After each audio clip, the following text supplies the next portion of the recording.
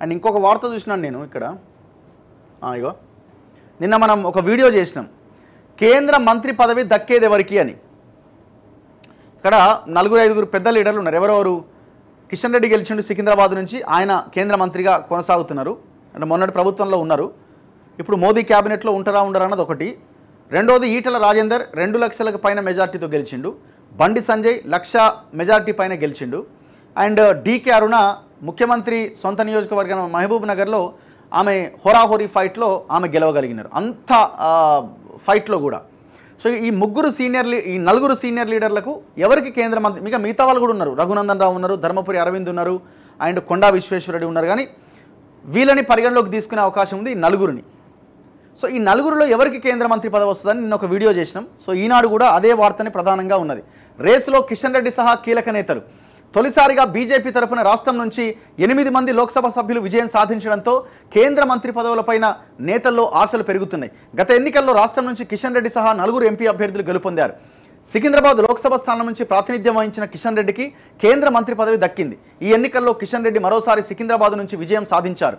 ఆయనతో పాటు బీజేపీ జాతీయ ప్రధాన కార్యదర్శి బండి సంజయ్ కరీంనగర్ లోక్సభ స్థానం నుంచి ధర్మపురి అరవింద్ నిజామాబాద్ నుంచి రెండోసారి గెలుపొందారు. మల్కాజ్గిరి నుంచి ఈటల రాజేందర్, చేవెళ్ల నుంచి కొండా విశ్వేశ్వరరెడ్డి, మహబూబ్ నగర్ నుంచి బీజేపీ జాతీయ ఉపాధ్యక్షురాలు డీకే అరుణ గెలుపొందారు. వీరంతా తెలంగాణకు సంబంధించి పార్టీలో కీలకంగా ఉన్న నేతలే.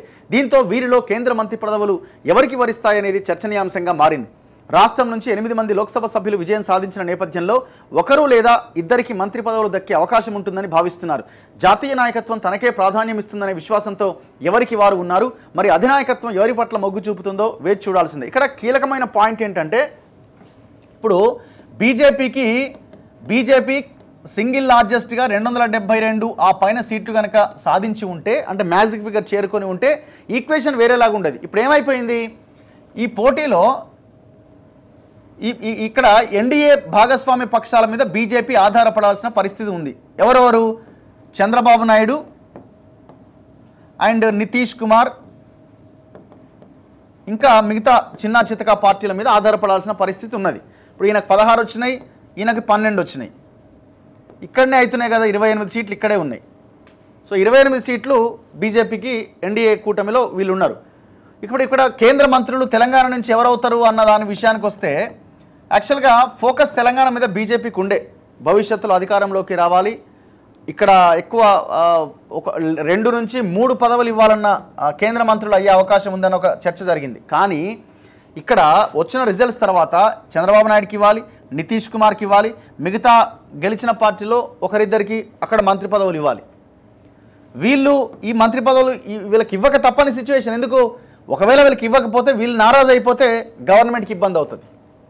ఇప్పుడు బీజేపీకి తక్షణము వీళ్ళని ప్రసన్నం చేసుకోవాలి, వీళ్ళని ఎటు ఇబ్బంది లేకుండా వీళ్ళని చూసుకోవాలి. ఈ క్రమంలో ఇప్పుడు తెలంగాణ నుంచి వచ్చే 2 నుంచి 3 మంత్రి పదవులు నేను అనుకోవడం 1కి మించి వచ్చే అవకాశం లేదని నాకు అనిపిస్తున్నది. చెప్పలేము, 2 వచ్చినా ఇవ్వచ్చేమో. ఈ 1 కూడా అసలు క్యాబినెట్ హోదా ఇస్తారా, లేకపోతే సహాయ మంత్రి పదవో, లేకపోతే ఇండిపెండెంట్ ఛార్జ్ ఇచ్చిన పదవి ఇస్తారా అన్నది చూడాలి.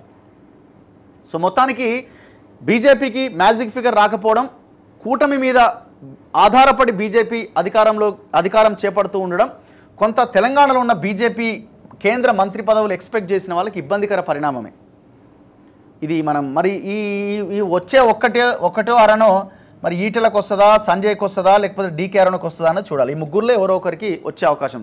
అండ్ కిషన్ రెడ్డి కూడా ఉన్నారు కదా, కిషన్ రెడ్డికి వస్తుందా, లేదు కిషన్ రెడ్డిని కేంద్ర మంత్రి కాదు, ఆయనని బీజేపీ జాతీయ అధ్యక్షుని చేసే అవకాశం ఉంది. ఇప్పుడు రాబోయే రోజుల్లో త్వరలో స్టేట్ అధ్యక్షులతో పాటుగా జాతీయ అధ్యక్షుడు కూడా మారబోతున్నారు. సో ఇప్పుడు నడ్డా ప్లేస్లో కిషన్ రెడ్డిని పెట్టే అవకాశం ఉందన్న చర్చ జరుగుతూ ఉన్నది. సో అందుకే ఆయన్ని కేంద్ర జాతీయ అధ్యక్షుని కిషన్ రెడ్డిని చేసి ఈ 3లో ఎవరో ఒకరికి మంత్రి పదవి ఇచ్చే అవకాశం. యాక్చువల్గా 2 మినిమం రావాలి, మినిమం 2 రావాలి తెలంగాణ నుంచి. ఎందుకంటే తెలంగాణ ఇవాళ బీజేపీని కాపాడింది. 8 స్థానాలు వచ్చినాయి వాళ్ళకి, 4 ఉన్నాయి, 8 అయినాయి. మరి మినిమం 2 కేంద్ర మంత్రి పదవులైన ఇవ్వాలి. కానీ ఇక్కడ వాళ్ళు ఈక్వేషన్ చూస్తే ఇప్పుడు ఎన్డీఏ భాగస్వామ్య పక్షాలకు కూడా వాళ్ళు మంత్రి పదవులు ఇవ్వక తప్పని పరిస్థితి. అంటే ఇప్పుడు 1వ 6వ ఇవ్వాలి, ఒకవేళ 272 వచ్చి ఉంటే బీజేపీకి. కానీ ఇక్కడ వీళ్ళ మీద ఆధారపడాల్సిన పరిస్థితి. సో వీళ్ళు మ్యాక్సిమం లాగేసిన తర్వాత ఇంకా మనకు మిగిలేదే ఉంటుంది, కష్టం. కానీ ఏమైనా ఈ టోటల్ ఎలక్షన్లో చంద్రబాబు నాయుడే మంచి జాక్పాట్ కొట్టిండంటే లేకపోతే మంచి సక్సెస్ అయిందంటే అదృష్టం అంటే ఒక రకంగా చెప్పాలంటే అదృష్టం అంటే చంద్రబాబు నాయుడుదే ఇప్పుడు. చలో మాట్లాడదాం, ఇంకా చాలా అనాలిసిస్ చేయాలి.